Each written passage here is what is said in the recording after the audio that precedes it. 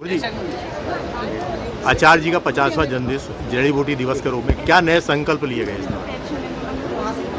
आज़ादी के अमृत महोत्सव पर आज़ादी की 75वीं वर्षगांठ पर 75 महाग्रंथ राष्ट्र को अर्पित किए, जिसमें वर्ल्ड हर्बल इंसाइक्लोपीडिया के 51 उसके वॉल्यूम्स और आने वाले 100 कुल मिलाकर के 9 वॉल्यूम होंगे। ये 1 लाख से ज़्यादा पेज का 12 लाख रेफरेंसेस के साथ 2000 भाषाओं में 50,000 से ज़्यादा जड़ी बूटियों के कैनवास पेंटिंग और उसके लाइन ड्राइंग और उनके सारे साइंटिफिक जो उनके लाभ हैं उनके डॉक्यूमेंटेशन का ये अप्रतिम कार्य हुआ है। युगों युगों तक ये कार्य याद किया जाएगा। देश की राजनीतिक आज़ादी 75 साल पहले मिल गई थी, लेकिन शिक्षा आज़ाद नहीं हुई थी। मैकाले के षड्यंत्रों में जकड़ी हुई थी। शिक्षा की आज़ादी का काम भी आज़ादी के इस 75वें वर्ष पर हमारे देश के पराक्रमी और दूरदर्शी प्रधानमंत्री जी ने किया।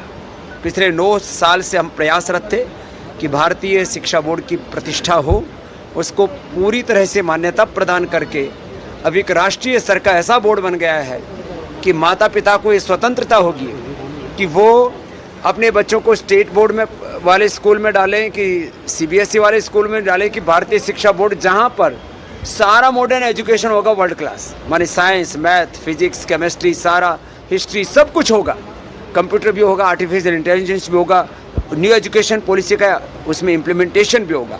लेकिन सबसे बड़ी बात होगी इसमें वैदिक साइंस, वैदिक मैथ, वैदिक फिजिक्स सब कुछ होगा और इसमें इतिहास की पूर्ण सत्यता भी होगी। साथ में भाषाओं के माध्यम से हिंदी, संस्कृत और इंग्लिश के माध्यम से भाषा तो पढ़ेंगे ही पढ़ेंगे।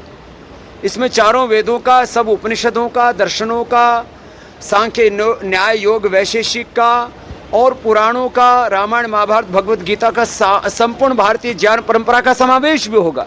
तो ये जो अवसर उपलब्ध हुआ है, मैकाले जो 1835 में पाप करके गया था, वो पाप अब हिंदुस्तान से साफ होगा और शिक्षा के स्वदेशीकरण, भारतीयकरण से, रूट बेस्ड एजुकेशन से देश में एक नव कीर्तिमान स्थापित होगा और पूरी दुनिया भारत की शिक्षा व्यवस्था से प्रेरणा लेगी।